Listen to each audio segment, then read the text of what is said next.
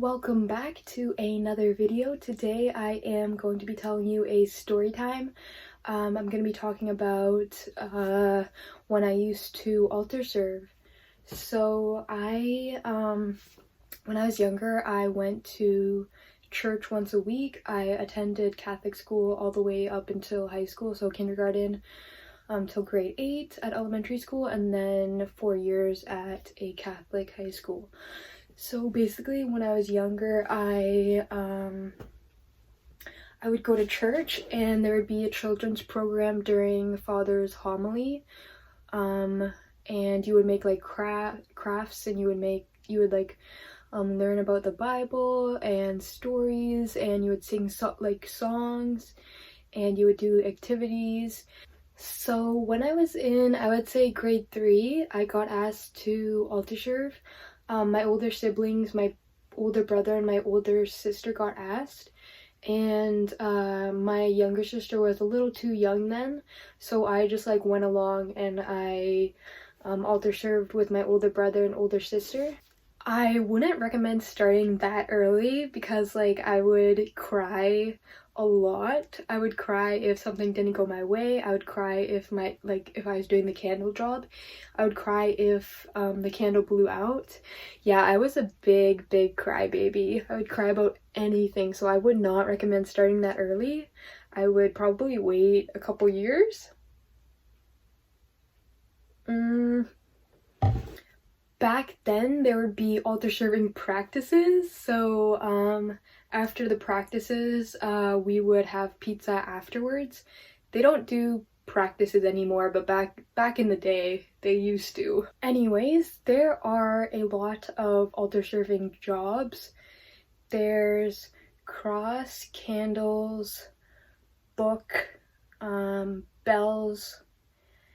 That's for a general mass, and then for celebration masses there would be the boat, incense, sometimes holy water, and I think that's pretty much it. The cross would be more for the older children because it's quite heavy. Okay, so the cross would basically be the start of the procession going up and going down.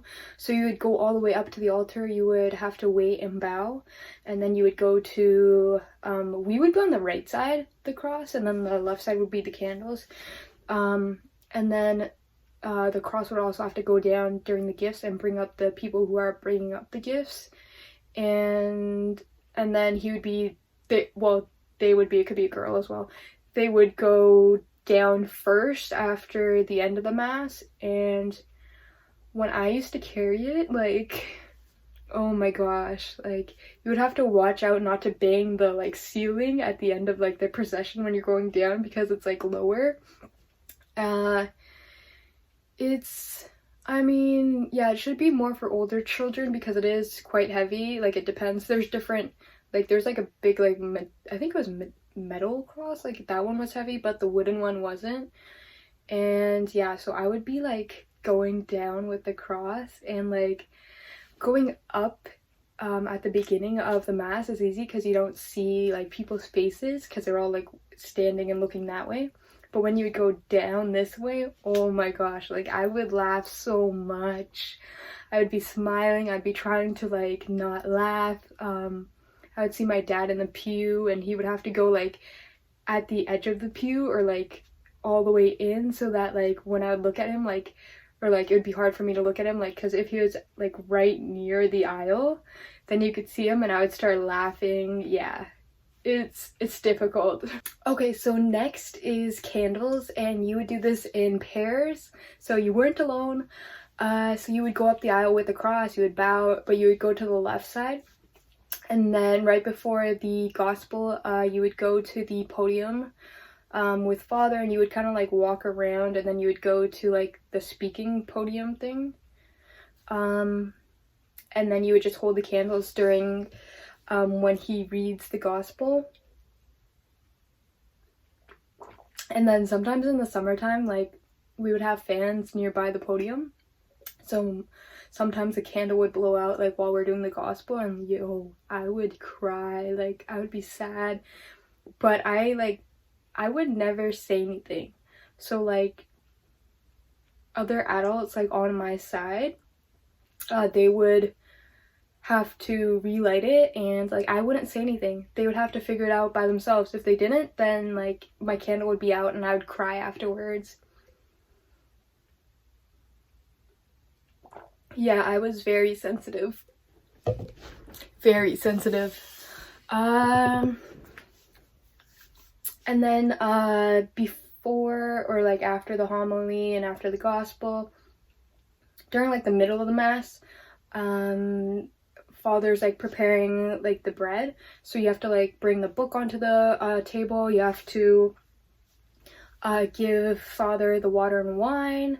You have to wash or you have to hold the bowl of water and like the towel in the water, and like father washes his hands.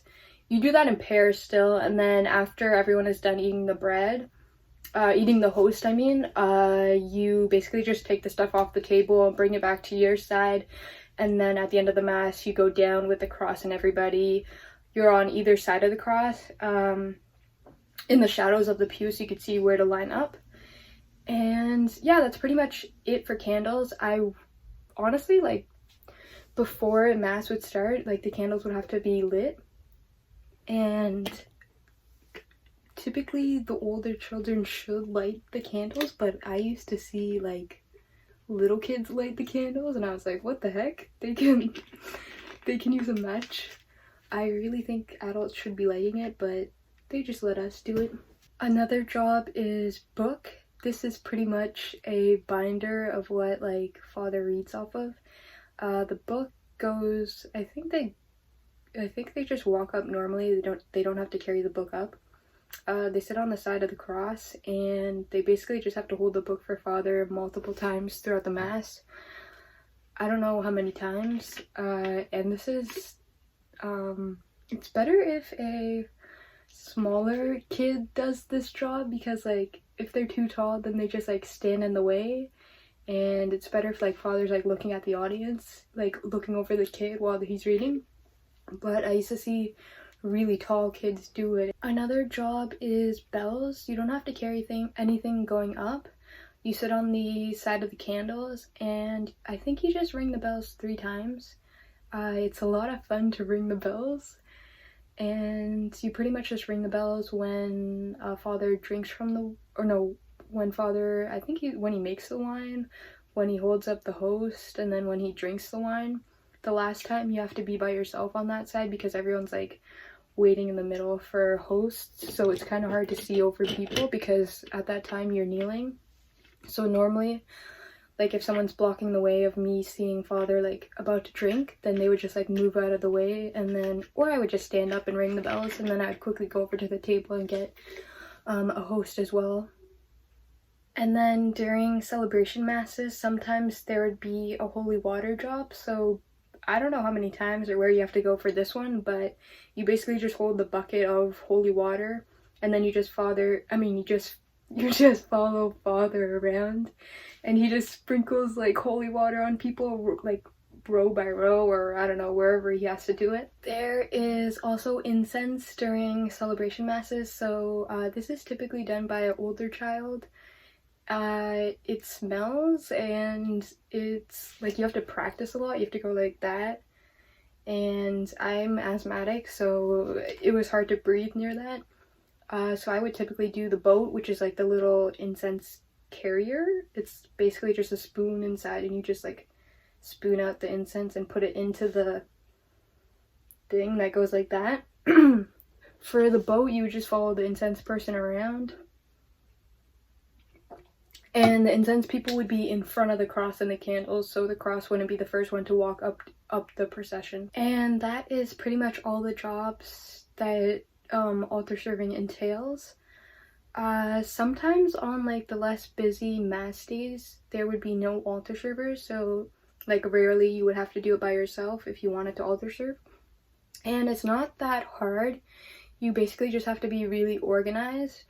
The only thing that I didn't like was like, because if you're by yourself you have to do everything, so it's like time managing, and the only thing I didn't like was going or passing by the tabernacle like you would have to bow each time, and that would take up time, so that was quite tedious. But other than that, you just have to be super organized, know when to do everything, and yeah, you can be a pro at it.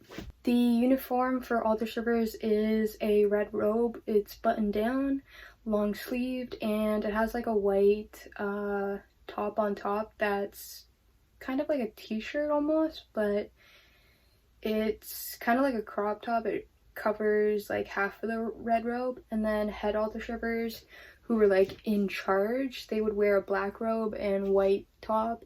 And then even older like altar servers, they would wear just like a white robe and like a white like tie around their waist. If you altar served for some time, you would see cycles of people. Like some people would stop coming after a while, people would stay, and then you would just see cycles of kids going through like altar serving and then not coming anymore, moving away or whatever.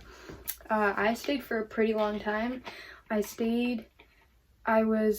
My younger sister, she started altar serving, and I was still altar serving then. My older sibling stopped, and I was probably the oldest altar server there, other than like the older ones that had like the white robes. After a while, I stopped altar serving because, I mean, it was fun, but I was being forced, so it started to not be fun, and then after a while I just stopped. You make friends altar serving because you're like talking to people, you're meeting other altar servers, you're meeting like their families and other people. I remember there was this bossy altar server who would always like boss people around and was so annoying, and yeah, people didn't like the bossy altar server too much.